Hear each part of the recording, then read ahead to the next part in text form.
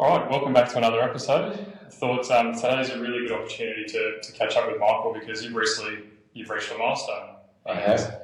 Thought good opportunity to pick your brain a little bit, find out a bit more about your journey so far.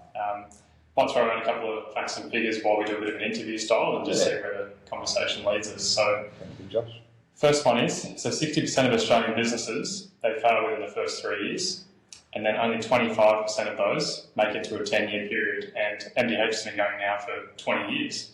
We have. So I suppose the first question for you would be, what inspired you to start MDH Accounting back in 2005? Well, my father-in-law has worked for himself in the electrical industry, so he was always saying to me, one day you'll wake up and you'll feel like the time's right to work for yourself. That was his call. And at the time, this was probably over a 3 or 4 year period. I thought I should be working for myself, but I wasn't quite, didn't have quite the conviction, I suppose, is the right word, that was the right path for me. Especially when Jenny, my wife, was a stay-at-home mum, so I was a single income earner, and I thought I'll put all our eggs in one basket. It's probably a bit too much. And so Jenny, Bronco, our youngest, started school, and so Jenny was back part-time working. I look back on it, it was like 10 hours a week, but it was just symbolic to me that I wasn't the sole breadwinner at that point in time, and that was enough for me to be convicted that I'll take the risk and put all my eggs in one basket. So at the time I had a theory that I'd started my career in public accounting and didn't like it, which is doing tax and working with businesses and individuals. And then I worked for a range of different types of industries for about 15 plus years. So my theory was that there would be something in the middle because I had experience on both sides of experience working for an individual employer as well as experience working for a public firm doing a range of services, accounting and tax services for businesses. And I felt my theory was that a lot of public firms just sort of skim across the top because they've got so many clients that they can't afford to go too deep with the client. And then when you've got when you work for yourself, when you work for an individual organisation, then you can go deep, but it's a bit limited. You're not getting a cross-section of experience. So my theory was, is there something in the middle where businesses predominantly, but it could be other organisations that need someone more than a bookkeeper, but need someone with more experience or broader skill set, but wasn't in the position to afford a full-time in-house accountant. That was the theory. Mm-hmm. So that's what sort of started the catalyst to test the theory. So initially, I didn't actually call it MDH Accounting, it was MDH Business Services, which is try to pitch it at that business management all-rounder type of range of services. What I discovered along the way is that I'd pitch my ideas to people, and what happened was that they'd say, I'll check with my accountant, being their tax accountant, who'd say, oh, that's a bit of a threat, so they would, I'd lose the business, I wouldn't get the option to do that services. So that I might need to walk and chew gum at the same time, to use an expression, which is like do the compliance as well as do the business services. So. Yeah, great. And was that a defining moment for you where you had a direction for the business? You wanted to do it, the Michael Harvey way and what you wanted to bring to the table, and then you've shifted the focus? Has that continued on to today and how you run MDH Accounting? I try to, yeah, that's still the aim. That what gets me out of bed in the morning is that it's making a difference to small business owners and our clients. That's still the aim that motivates me 20 years later. So I suppose the Michael Harvey way, or some of those influences was, especially when we started recruiting staff, it was people with sort of, I suppose, real world experiences that they'd done, either worked for themselves or worked for other companies or worked in their family business. At the time I didn't just want to have, say, university graduates with no experience who could do some work, but would provide a technical outcome rather than a very practical outcome for at that stage. Yeah, business clients was our number one client base. Yeah. I mean, you're talking as the business has evolved. So if we go back to those early days when you said Jenny was working part-time, which gave you that peace of mind to be able to take a bit of a risk because it's not all on your shoulders. Yep. Oftentimes, new business owners, they're working 50, 60 hours a week because it's so flat out. You want everything to everyone. You want the whole process. How did you do that as well as still, be a good husband, be present with your kids, and a bit of a juggle? Yeah, it's certainly juggle. So having some level of boundaries. So in the early days, I worked from home just to get the overhead down, didn't have any staff, so there was minimal outgoing. So every sort of dollar of chargeable time, to use my language, was revenue potentially in the bank rather than paying rent and other overheads. So working from home worked well, and at that stage the kids were 5, 7 and 9, and I still have very happy memories that Jenny might be working in the afternoon. I was working from home. I'd go and pick up Veronica after school. She doesn't remember it, but I have vivid memories. And then muck around with the kids for a couple of hours, and then I might work. After they've gone to bed at 7 or 8, I might work a couple of hours in the evening. So that flexibility, I suppose, was part of that juggle. And what I've tried to do is really keep at least the weekends free, and not totally. So even now, if I want to do a bit of work on the weekend, it's sort of not by permission, but it's a conversation I have with Jenny. So look, I've got this task. It'll take me X hours or half an hour. He always doubles or triples it when I say that. But it's like it's a negotiated space rather than having our weekends or our time together. When the kids are around more, it was definitely family time. Whereas during the week, it was a little bit more of a juggle. And I suppose I was pretty lucky that Jenny was working part-time, and so she had capacity to share the load, whereas sort of talk to clients now that both partners are close to full-time work. I might be working full-time and the others in the business, so it is quite more of a battle these days. I think flexibility and some level of boundaries that you sort of negotiate and work your way through. Yeah, and that's kind of continued on now, so you've still got your hard boundaries necessarily. I think you bent a little bit around some and things, but family front of mind is the main. Yeah, so family looks slightly different, but if it's a family issue on, that gets priority, and that's part of the initial core value for when we started recruiting staff. Was I always said you only get one chance to see your oldest do a grade 6 cross-country run, so for the sake of a couple of hours, go and watch them do that, and we'll make it up somehow down the track. Particularly if you can do that while the kids are asleep, because I guess you work from home to keep your costs down, which makes pretty good sense from a business perspective while you're getting out. But what it also enables you to do, it sounds like, is be a dad that you wouldn't have got the opportunity had you been going to an office for 40, 50 hours a week working for someone else. That's right. So that period of time worked for I can't remember, 2 or 3 years, and then it sort of morphed that I was starting to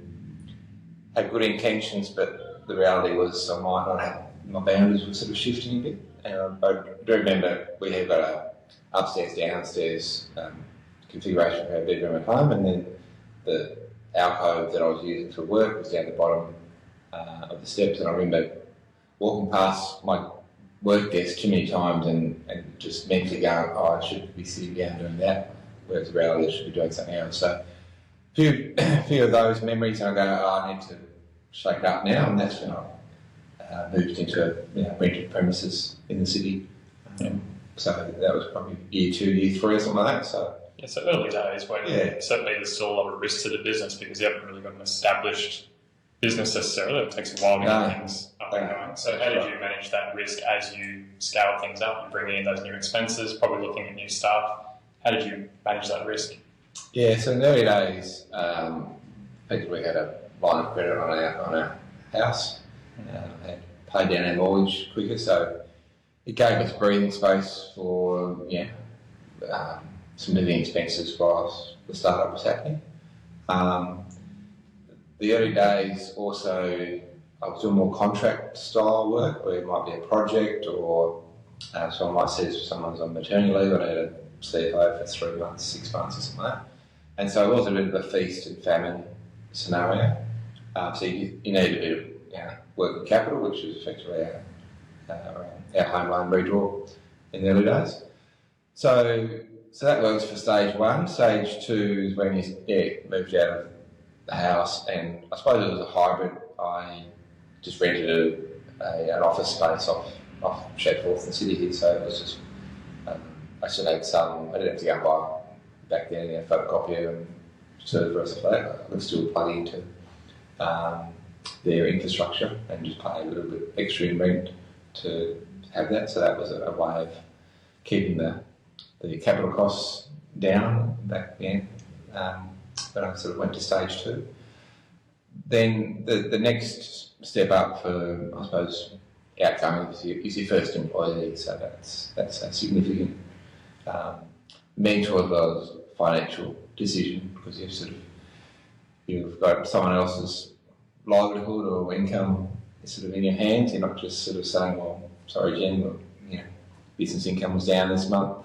We need to cut out living expenses for the house, whatever, or put something off. Yeah, we're taking on that responsibility of that new individual. So it's not something that you even want to walk back in 6 months or 12 months. It's trying to go, have I partnered with this person? It's a long-term commitment.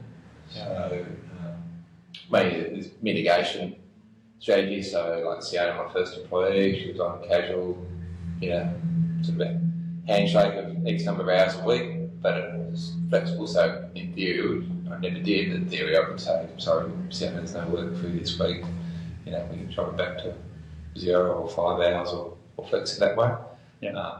And that's a name I'm familiar with. So Sienna being your first employee, we're 20 years down the road and she's still around. She is, yeah. So it's been great to watch the growth of her professionally and individually as well. And that's, I suppose, there comes forks in your business road. I didn't know which way I was going to go, so I had a theory of what problem I was trying to solve or what niche in the marketplace.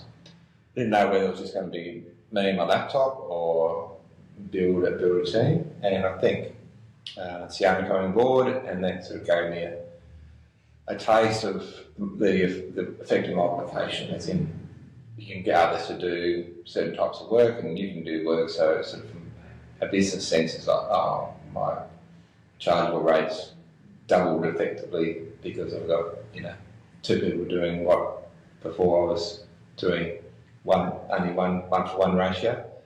Leverage as well. Yeah, time leverage like that. So the risk versus reward, and then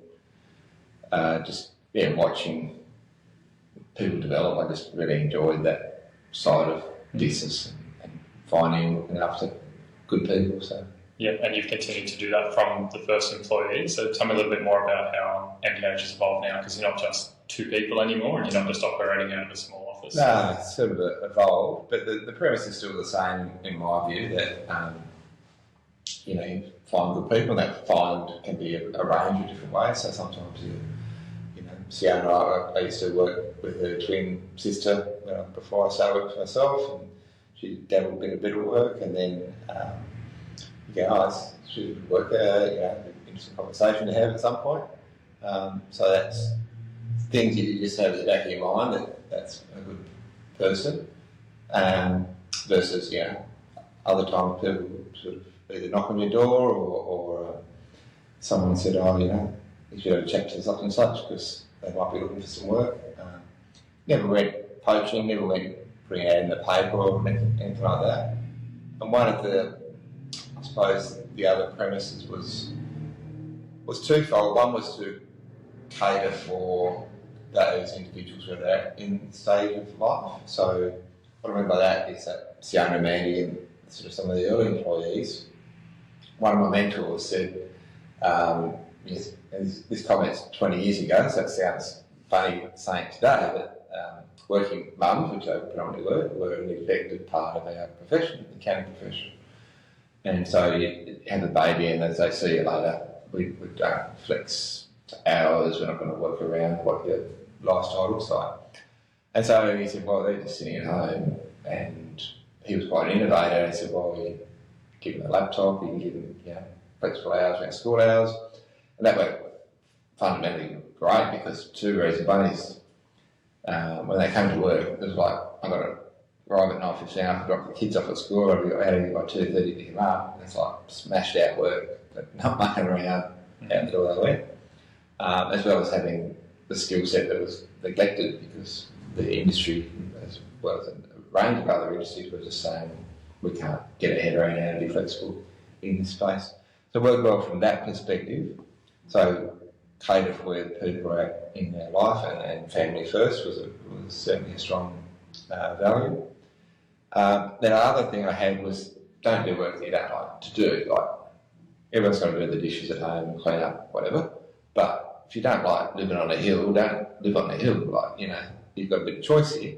And so that's the beauty of being a small business and sort of being hands-on. And I'd sit down and say, someone said, I just don't like working for, no one said this, but I'll just use this example.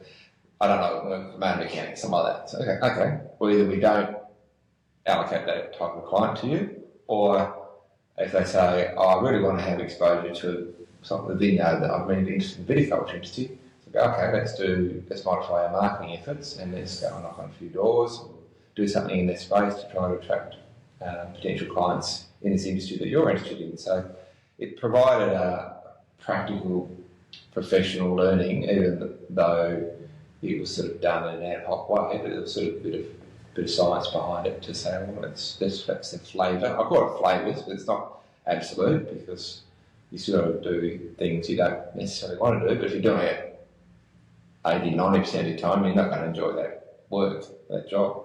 But if you're doing it only 10 or 20% of the time, you go, oh yeah, but I get energised because I'm doing some work for a builder, and I love the building industry, and I love that whole thing. So yeah, it's good philosophy. And I suppose, so 5 to 10% of businesses have a formal business plan, but it sounds like you've remained fairly nimble throughout your process to duck and weave to what's not only going to be commercially viable, but how you support the team and develop people as well as yourself. So how important has that been to you to stay nimble? Certainly has been to stay nimble. There's been a sort of an overarching vision, I suppose, that's predominantly been in my head.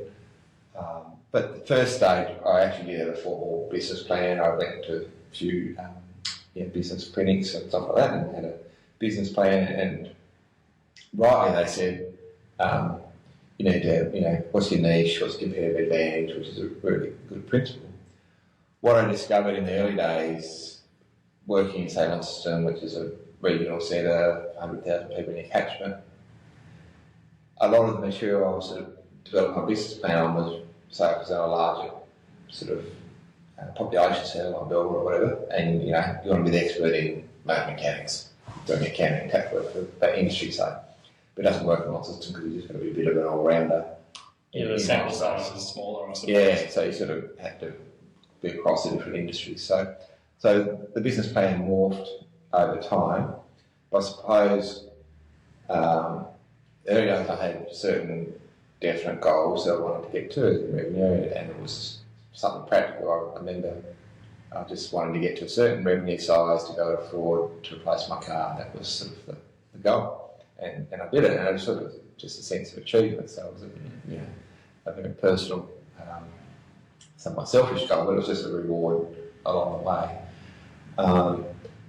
So I think I've stayed pretty loyal, even though the business plan has been diluted over the time, pretty loyal to the bigger picture of how we serve our clients, but predominantly small business owners. I just really enjoy that whole small business space and having conversations with them and walking beside them. Still to this day I enjoy that.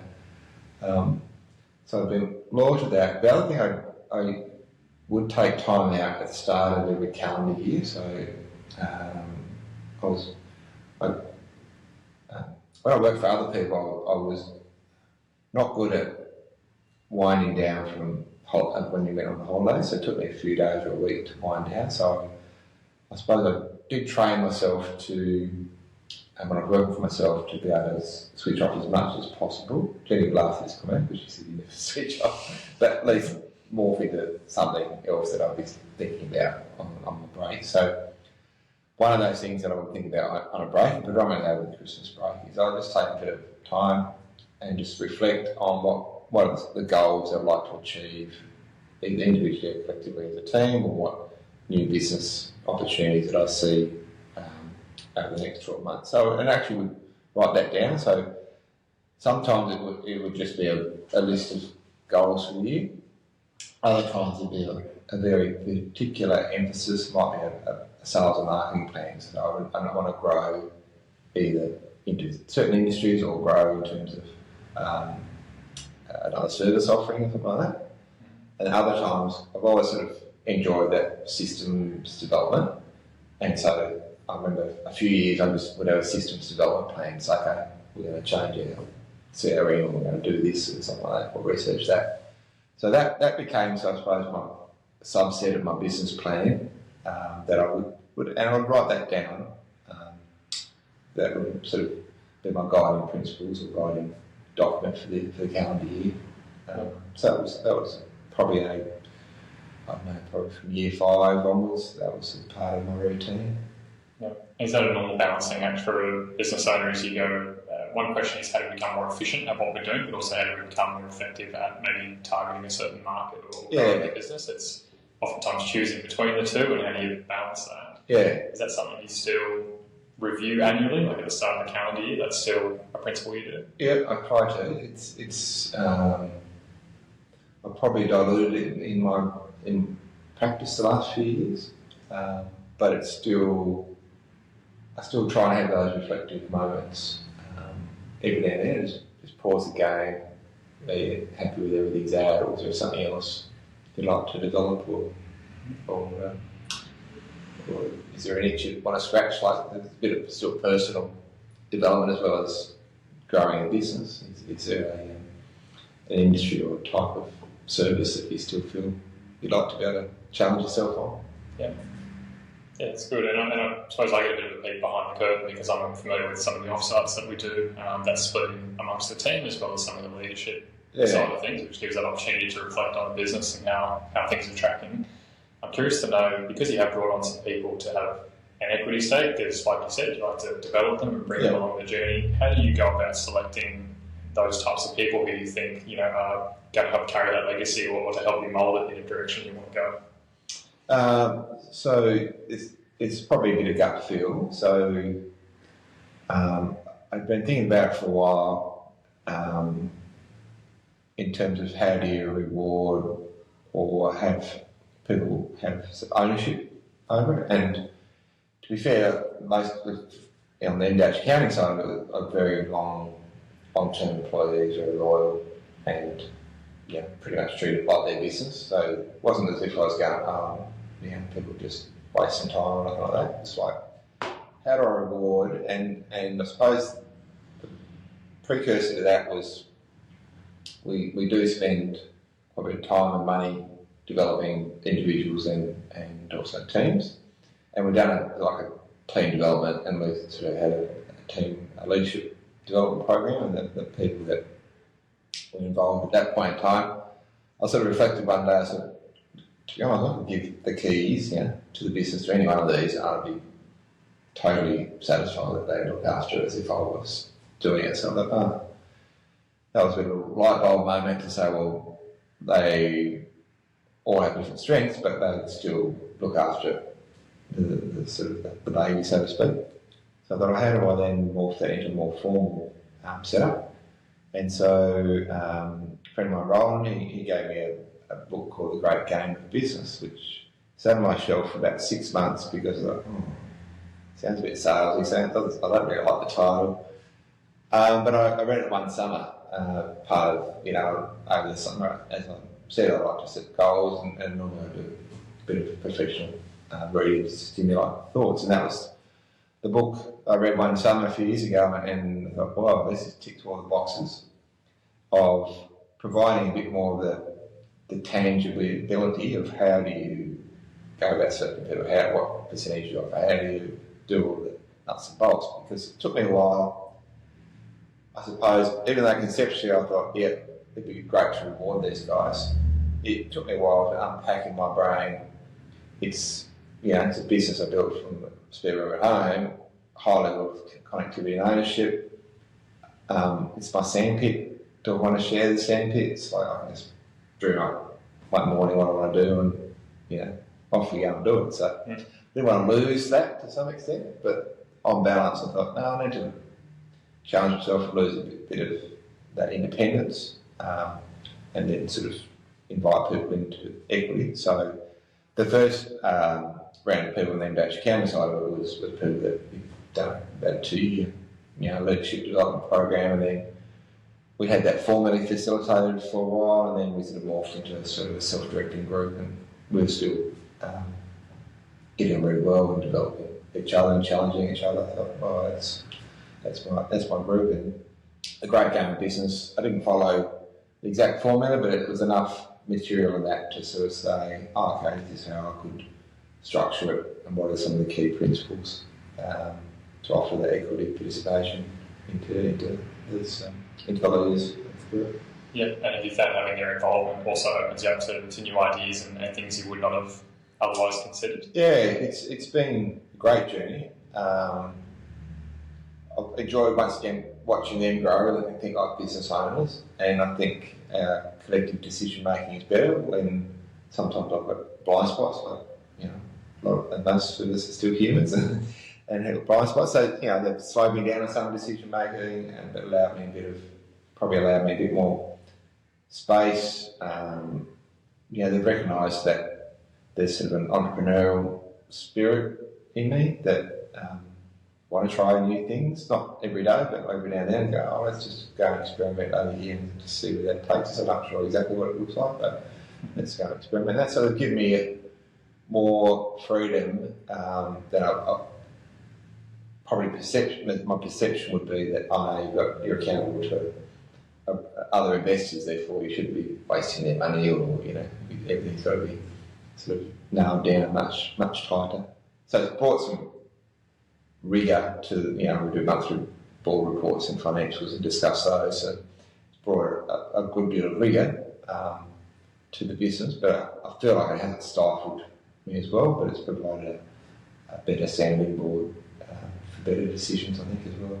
Yeah, well, there's often a visionary in the business, and unless you remove yourself from being in the business, it's hard to work on the business. Mm-hmm. You've mentioned being able to give the keys to somebody and have them run that, and it sounds like that's the case. You've got a good team around you. Has that flexibility and kind of time away enabled you to actually pursue those things and go, why have we been doing this, or could we start solving this other problem? Have you been using that? Yeah, it's been an interesting journey in the terms of I still get stimulated by the world of business. So Jenny summarised me well. She said, you're not motivated by money. You don't have an aspiration to create all this extra wealth for us as a family. We don't seek that. But I do just like the mechanics of business, understanding of business, understanding how to either grow our business and financial streams and engage accounting. It's still words from my head.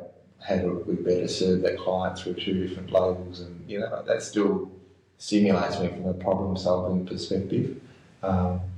So I still really enjoy that. Has it freed me up? It has, because I'm just watching, year by year, the other directors of the business sort of find their niche, find their confidence as well. It's sort of been an eye-opener that you sort of got to encourage and give people confidence that you are a leader, that you're an owner, and you can do this. And so one of the, to be open, because you've got a strong persona, because it's Michael Harvey, we often have internal debates, is that a Michael Harvey thing or an MBH accounting thing or a broader thing, that either a preference or how do we ensure the client's looked after from a broader perspective without diluting Michael Harvey's sort of relationship with the client, that it enhances it So they're just internal challenges we work our way through. Yeah, I guess that's internal business challenges. I suppose personally though, have you also struggled a little bit with the letting go and having other people run their flavour or brand over something? No, something that I haven't struggled with because I'm renowned as a very poor trainer of skills for people. Poor trainer of skills. Okay. What I mean by that is if someone says, "Oh, can you show me how to do that task?" I'm not very good at it. So I have a sink or swim unconscious, well, it's well known in the office now. They said, "Well, Michael just." And you've just said it on camera, so now it can't be unconscious. That's right. Yeah. So it's folklore. So it's a single swim. So like here's a big picture, and I remember one of my previous employers. There was a young lady there who was doing. I can't think what work she was doing. I think she did like an office admin trainership. I think you got a bit of flair for IT, so I put her in a role and gave her some projects. I remember she gave me feedback. She said, "I loved working with you because he gave me a budget, gave me a high level tasks, and I went away and did stuff, worked it out myself." So that works for people, but sometimes I'm not good at them stepping it down into a detailed implementation plan and stuff like that. So I suppose from that perspective, letting go, it allowed me to sort of stay at a big picture level, and then others in the team could then sort of work out their own flavours of what to do. And I think it might have been my first time I was the boss of someone when I worked at the university, and I laugh at it now, but this was my first experience of being able to give someone a task and let them do it in their own way. And I gave someone a task, and back then it was like we were all in separate offices. I walked out, "Here you go, mate, it's a journal or something like that, you've got a process, that's fine." And in my head I was thinking, "Oh, that'll be done in the next half hour." So I was sitting there in front of my computer, just hitting refresh on the button. "Oh, he hasn't done it. And then I went next door and said, "Oh, yeah, process this." Yeah, I was going to get round to it, but I'd scheduled that like last thing before I left, or first thing in the morning.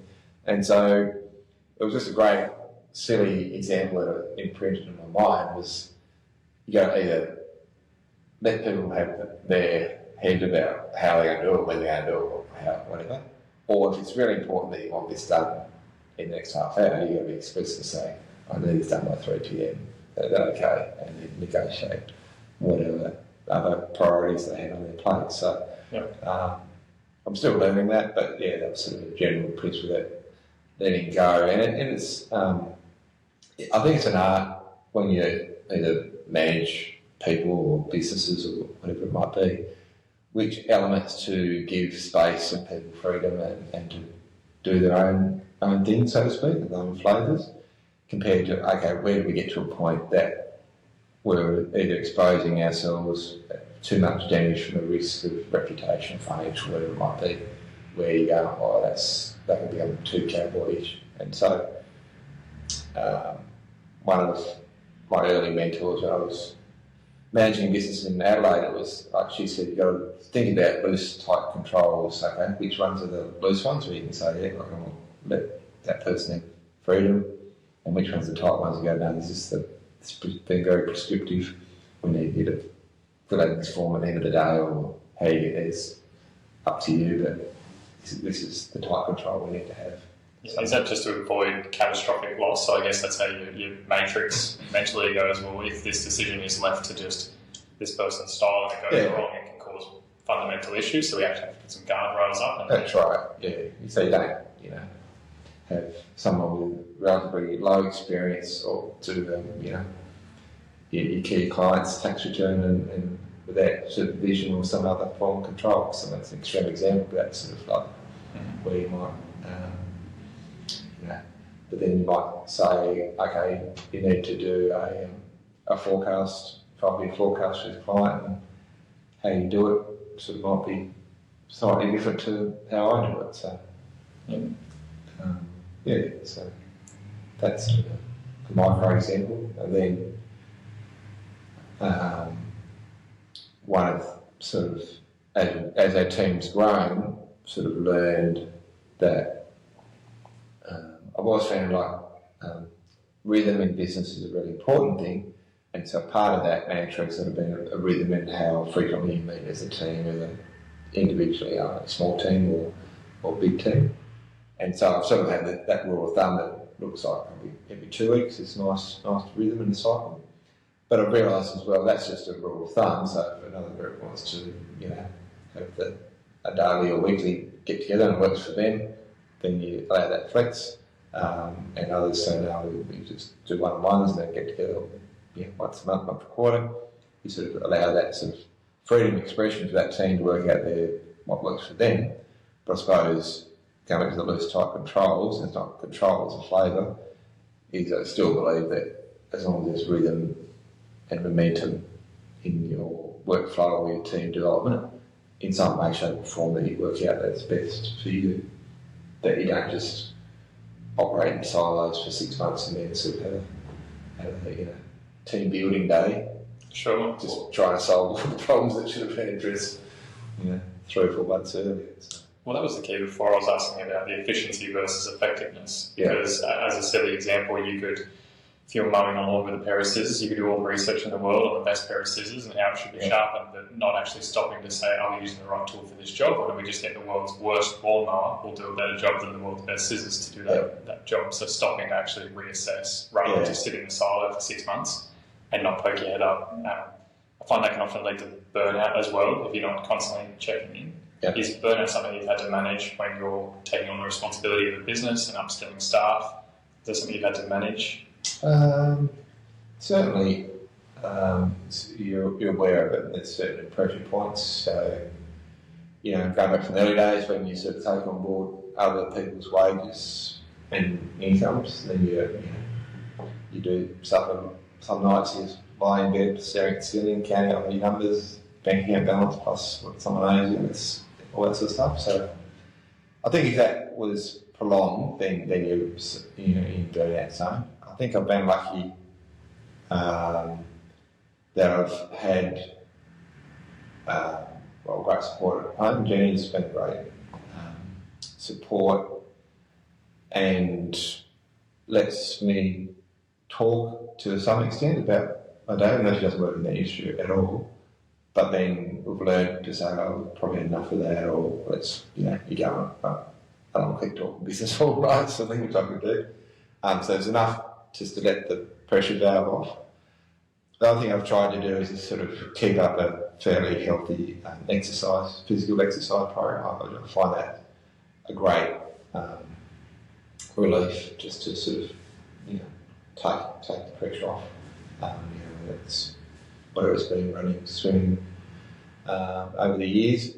And the other thing, Jenny and I, we just love the outdoors, so it's a happy spot. And, summer, the beaches, winter, autumn at the mountains. I do find that just detunes, and I think one of the sort of the mantras that came through was like, accept what the worst thing could happen at that point in time. So if you say in a business consequence, and then if you reconcile to that, then everything else is sort of on the upside. So that's sort of something that stayed with me, to sort of at least be reconciled to something that, what's the worst thing that can happen in this scenario, and not try to go through that depression or the negative, prolonged negative thinking. Lots of time when they talk about anxiety is you're trying to bring the future's problems into the now and try and solve them with so many variables. Yeah. And something that I hear about and I've certainly read about is founder's fatigue, which was the question around it. And I've also read the Great Game of Business, and it's clear when you talk about business, you do line up and get a bit of a smile. It seems like that would be a lot of work for someone else, but it's play to you. Yeah. So I was interested to hear more about, as you've started to scale back a little bit because you have brought in equity partners and that gives you freedom of time and thinking, how has that shifted your work-life balance? It's certainly allowed a bit more flexibility. I don't have to be there to open up the doors or change the backup tape every Monday and stuff like that. So you can a whole range of other systems around you. So flexibility like that. I still get thought bubbles of things I'd like to try and do to help others.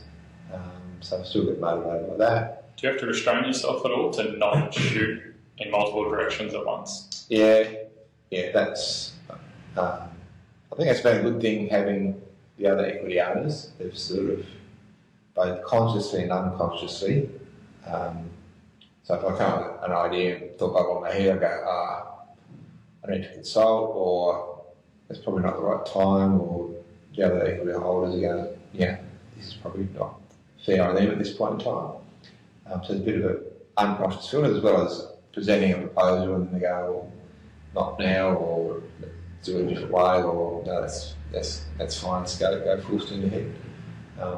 That's been a good thing, just to sort of keep me a bit more trying to do everything at once, because that's probably one of my downfalls. I get excited about a new business or a new system, whatever, and then I say, let's just give this a go, and you end up having a cumulative effect of trying to do too many things at once. So. Well, that's that Chinese proverb that says the man that chases two rabbits catches neither. Yeah. So sometimes you can really take your eye off both. Yeah. So, I've been guilty of that, trying to catch two rabbits and not getting either. And do you still, you mentioned mentors a couple of times throughout your career, do you still have people you look up to, meet with regularly, that mentor you through your current stage? Because you're not in year one anymore, you must be wrong.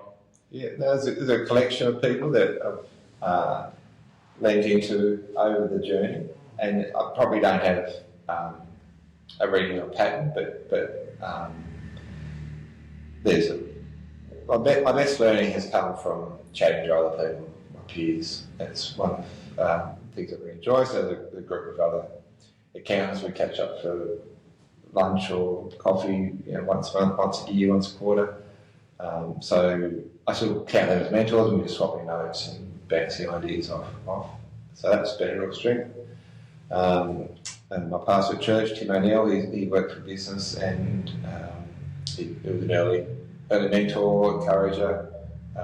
So I still catch up with him for breakfast, probably a bit less regularly these days, and it's not like a formal program, but we sort of just still have a connection there, just to either talk things through, or just the friendship that we still value now. And then there's two or three other people that I'd call mentors, but they're sort of friends, so just sort of. It's not a formal thing, it's really just a bit of a sounding board. Sounding board. Yeah. And if I've got a specific problem, then I might pick two or three out of that group just to say, this is what I'm grappling with, what's your thoughts and perspectives? Yeah. And some of the mentoring or sounding boards have sort of become, as the businesses have grown, and we've got other businesses affiliated under the collective umbrella, then there's some good sounding boards within the team as well. So. Yeah. And looking back over the last 20 years, what are some things that come to mind as key achievements for you that you're proud of? I think the development of people, of the teams and individuals in being an employer, and going back to Sienna, nearly 20 years, and just seeing what she's doing today, both in her personal life and her professional life, you go, wow, it's just great to see that development and watch sort of her and her family sort of grow up. So really great sense of sort of satisfaction or achievement, if that's the right word. Well, it's multi-generational now, but it's not just the owners. I've got her daughter, Nicola, is now reception, and that's another great example that Nicola's come on board and is watching her growing confidence and taking hers, owning her patch and making it her own. It's just great to watch and see. Yeah, but there's probably times where you would have seen her as a young girl, I suppose, different times, and now she's at reception and great people. So it's a great story there. I think having the um, just what I've learned, I suppose, about business. So that I'm still enjoying the journey, not the destination, I suppose. So there's no fixed destination like that. You know, some people said to me, "Oh, when are you going to retire now? You've got other active participants." I said, "I don't have any plans to retire. I just enjoy what I'm doing too much still." So I'm still enjoying the journey. And I suppose just walking beside clients and walking beside people, I still really enjoy. So one of my clients was really a mate. We catch up for every few months, just a bite to eat and natter about life. And his business affairs were a mess when we first came across each other in a business sense.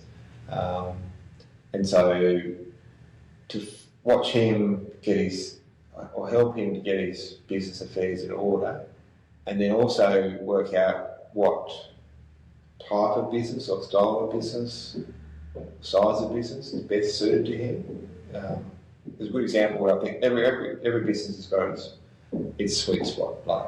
It's like, and for him not having any employees, it's like I have 2 or 3 machines. He's an excavator driver, and that was his sweet spot. And his employees were doing it heavy, whereas my journey has been different. Employees were that whole factor of multiplication and business generation through other people that I really enjoy and get energised by. But I see clients that go, "Well, that's not really going to be you, maybe, or it might be look differently to you."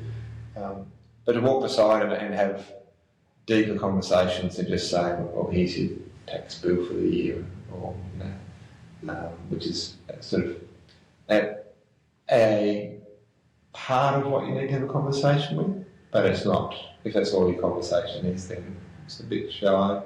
So I enjoy the richness. Like catching up with a client this morning, and long-term client, he's showing me photos of the new boat he's bought and all that sort of stuff. So it's more than just we've got a tax problem, whatever it might be. So I guess in a lot of ways you've had the opportunity to grow probably hundreds of businesses across many clients. So for someone who enjoys the game of business, or just loves playing for the sake of playing and just getting better at the game and inviting other people to play, I imagine that fills your cup in another way that it probably doesn't for others. It's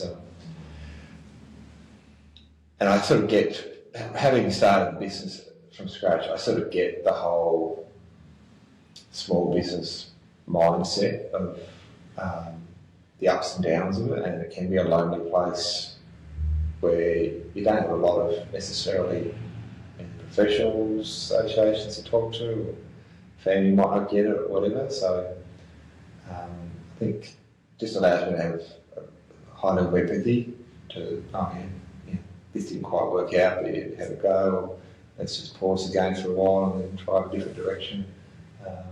But also understanding that, there are stresses and strains running your own business. You're not just speaking from your experience either. That's often when you go to the barbecue chats and you're getting the advice from an auntie or an uncle, they take about their experience and their viewpoint, but you're getting it from all of the clients you've serviced across many industries, many demographics. So again, very fun for you, I imagine. Just still enjoy those conversations. Absolutely. And so, given that you do still enjoy those conversations, tell me what's next for MDH. We've looked back over the last 12, 20 years and what's in the future. I feel like I've just been giving some thought recently about what the next generation of small business owners looks like. So I haven't solved the problem of getting any younger, so I'm just seeing clients that are a lot of the times your client demographics sort of similar to your own. So I'm seeing some clients saying, I might be thinking of selling, stuff like that. So I'm been giving some thought, who are the potential buyers for these small businesses? So both from giving business advice and being partnering with those business owners. But I'm just thinking, what does the mindset of a different generation look like for a small business owner? And I was only caught up with a client who's he's got the term, I'm sure he didn't make this term up, but he thought it's solopreneurs, which means that for him, he's in a sort of artistic field, and there's, my daughter's in a similar, she does digital marketing, but it's just her MacBook and a good internet connection, and she's mobile, and there's certain themes come through. They don't really want a bricks and mortar business. They don't really want one that has employing staff. They want the flexibility and freedom, but they're building networks, collaborative in their approach, very tech savvy, very much in the digital space. So it looks a lot different. So I've just been applying my mind.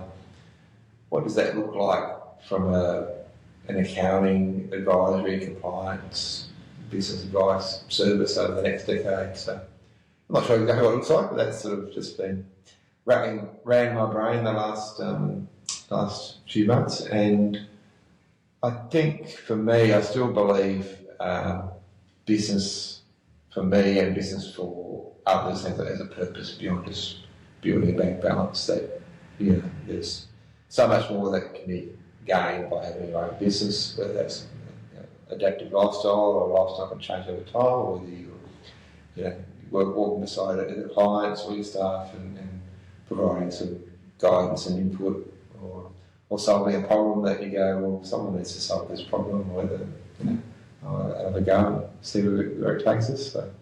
Exciting. Well, thank you so much for your time, and again, congratulations on 20 years. Yeah, and, thanks. Look forward to the next conversation we have. I think it's worth probably unpacking things a little bit more, maybe a bit of a business masterclass series or similar.